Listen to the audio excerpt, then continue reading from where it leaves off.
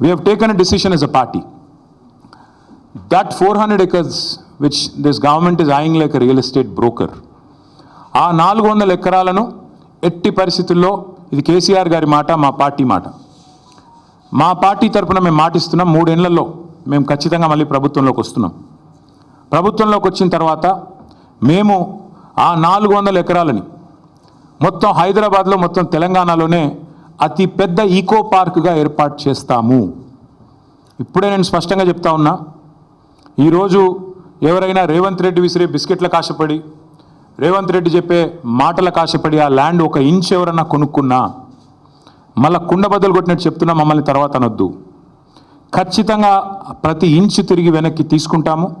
ఒక అద్భుతమైన eco park, ఎట్లా అయితే ఒక సెంట్రల్ పార్క్ ఉంటుందో మన్హాటన్లో, ఆ స్థాయిలో ఒక అద్భుతమైన ఈకో పార్కును హైదరాబాద్ ప్రజలకి గిఫ్ట్గా అందిస్తాము.